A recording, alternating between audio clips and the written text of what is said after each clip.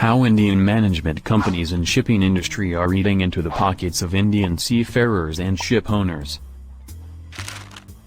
Have you ever wondered that as an Indian seafarer, why your salary is on a decline since 2006 as officers/ratings? This same period coincides with the massive growth of management companies in shipping and particularly those with a training establishment. We will briefly explore what, why, when, where, who, and how aspect of this question. Salary of Indian seafarers has not seen any hike since last 15 years. On the contrary, it has been reduced many times, particularly for ratings and junior officers. Starting wages for third officer or fourth engineer were $3,800–$4,000 back in 2008. This has been reduced to $2,200 to $2,800 in 2021, or in some cases, $1,200. Same period has seen an inflation rate of 7% in the country, which means even if you were getting the same salary as you were in 2008, still your purchasing power has come down, as an item which was costing 100 Indian rupees in 2008 will be costing around 200 Indian rupees today, but your wages have been reduced to half, which reduces your purchasing power to 25% of what it was in 2008. This is in addition to the fact that Indian management companies are not giving you complete annual health cover, they cover only for the period on board and 2 months after that, no pension fund, no gratuity, no surety of employment. Salary in each industry depends on the skill set you have and demand and supply ratio. Here the management companies have started their own colleges, which ensures an oversupply of ratings and officers in the market. Management companies will show a dream of $4,000 per month salary to 100 young and naive boys from marginalized societies every year. These boys will take loan to complete training from company's college, again making the company rich by paying huge fees. When they will finally clear Ministry of Shipping exams, the same company will tell them that it's recession time. Which is not the case but looks like so because of oversupply of resources. So, what option these young kids have? Nothing but to join at whatever they are getting. But at the same time shipowner is still paying the same or even more amount to the companies for crew. This again adds to the management company's earnings, making them rich and seafarer poor. Merchant Navy is presented by these companies and colleges as a job which will give you an opportunity to see the world, earn huge salary and lead a luxurious life at sea/shore. The sad reality with ever-increasing inspections, regulations and courses is known to all. Then why do they hide these facts? Deceiving or cheating?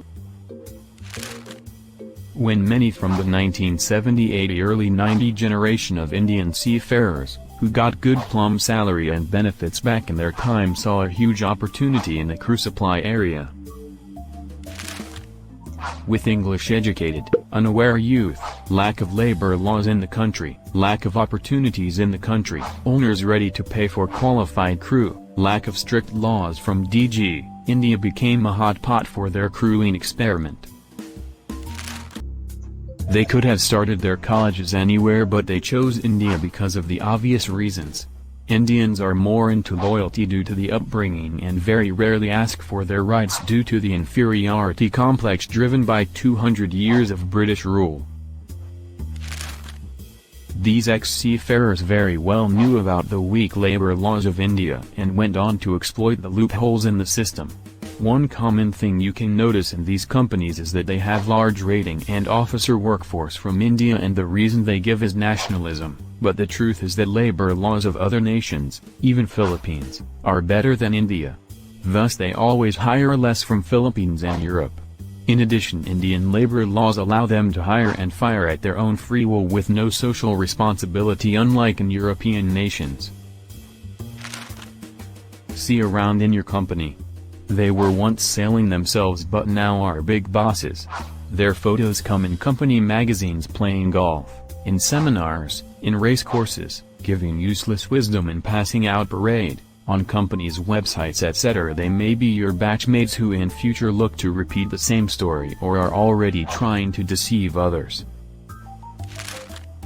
Demand and supply, the main wage deciding factor.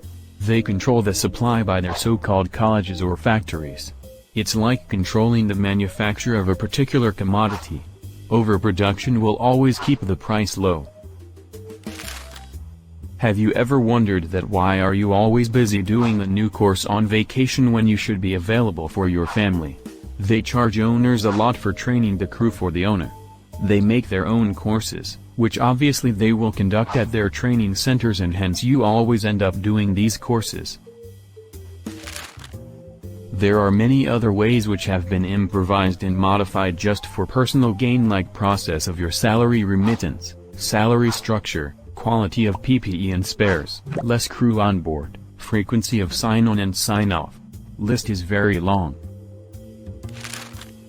I hope you have understood the crux of the issue. Kindly share it with young cadets/officers and ratings. If you are a little observant, you must have already thought about it. If not, then start thinking. It's your life. You know what happened to the so-called loyal people who got injured on the ships. No one even came to visit them on their funeral. All that your daughter/son has is you, their father. Company has 100 new loyal, brainwashed recruits, robots, ready for passing out.